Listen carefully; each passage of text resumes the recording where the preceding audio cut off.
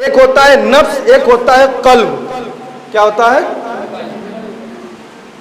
اکثر ہم یہ لفظ پڑھتے بھی ہیں اور سنتے بھی ہیں، نفس اور قلب. قلب کا لغوی معنی ہے الٹنا پلٹنا. یہ دل جو ہوتا ہے نا، کبھی ادھر بھاگتا ہے کبھی ادھر بھاگتا ہے، یہ بھاگتا رہتا ہے. اکثر ہمارے ذہن اور دل دماغ میں یہ سوال آتا ہے، آخر نفس اور قلب میں فرق کیا ہے؟ نفس اور قلب میں فرق کیا ہے؟ اور دو لفظ عربی کے استعمال ہوتے ہیں. اللہ کے رسول صلی اللہ علیہ وسلم کی صفت بیان کی، وَيُزَكِّيهِمْ، اور اللہ کے رسول کیا کرتے ہیں؟ تزکیہ کرتے ہیں. کیا کرتے ہیں؟ تزکیہ کرتے ہیں. دو لفظ ہیں تزکیہ اور تصفیہ. دو لفظ ہیں تزکیہ اور تصفیہ.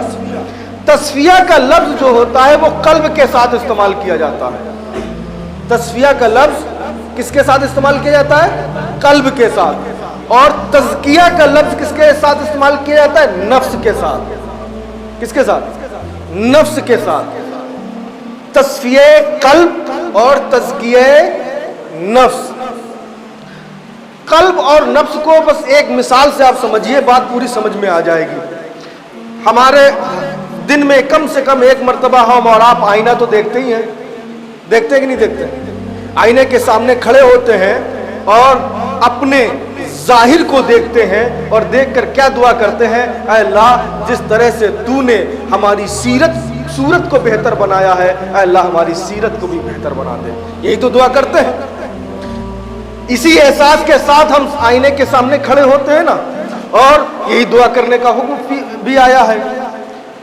اب آئینے میں کبھی کبھی ہم دیکھتے ہیں ایک آج کی کچھ گرد و غبار جو ہے اس میں آئینے میں لگ جاتی ہے، گرد و غبار بیٹھ جاتی ہے. تو ہم اس گرد و غبار کو کیا کرتے ہیں؟ کسی کپڑے سے یا کسی بھی چیز سے ہم صاف کرتے ہیں اور وہ صاف ہو جاتا ہے. پانی سے بھی ہم دھلتے ہیں تو وہ صاف ہو جاتا ہے. ایک سوال ہے کہ کیا ہم آئینے کو نچوڑ کر اور اس کے ایک ایک جز کو، ایک ایک حصے کو صاف کرتے ہیں؟ بولیے. نہیں، بلکہ اوپری حصے کو. اس کو اوپری حصے کو ہم صاف کرتے ہیں. آئینہ ایک ایسی چیز ہے کہ جس کے گندگی اس کے اندر نہیں بلکہ اوپری پرت میں رہتی ہے. گندگی کیا رہتی ہے؟ یہ گرد و غبار کہاں رہتا ہے؟ اوپری حصے میں رہتا ہے. بس یوں ہی آپ قلب کو سمجھیں کہ اللہ رب العزت نے جو آپ کو قلب عطا فرمایا ہے، یہ قلب آئینہ کی طرح ہے. جس طرح آئینہ اپنے اندر کسی بھی چیز کو جذب نہیں ہونے دیتا، کسی چیز کو داخل ہونے نہیں دیتا، بلکہ اوپری حصے ہی میں جو بھی گندگی، جو بھی گرد و غبار آنا ہے اوپر ہی آنا ہے، اور ایک بار اس کا صاف کیا صاف ہو جاتا ہے. یوں ہی اللہ رب العزت نے یہ قلب عطا فرمایا ہے کہ یہ اس قلب کے اندر گناہوں کی گندگی جو ہے وہ اندر نہیں جاتی بلکہ اوپری حصے میں رہتی ہے، جو تھوڑی سی توجہ سے صاف ہو سکتی ہے.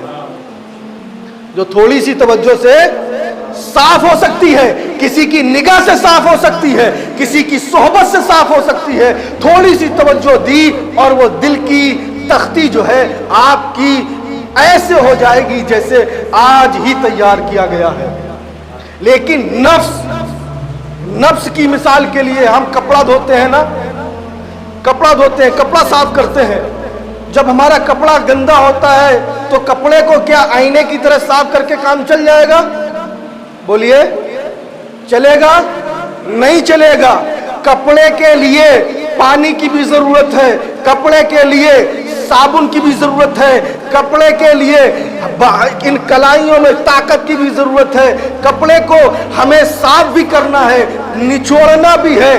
جب تک ہم کپڑے کو اچھے طریقے سے نچوڑ کر پاک نہیں کریں گے، صاف نہیں کریں گے، کپڑا صاف اور پاک ہونے والا نہیں ہے.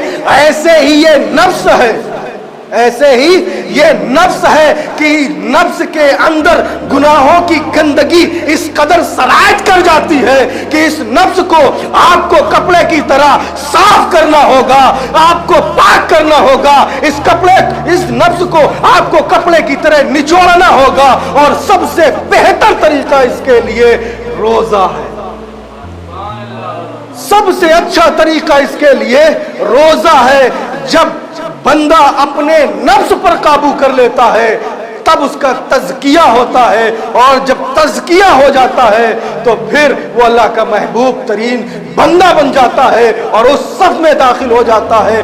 اللہ ولی الذین آمنوا یخرجہم من الظلمات الی النور، اللہ ایمان والوں کا ولی ہے۔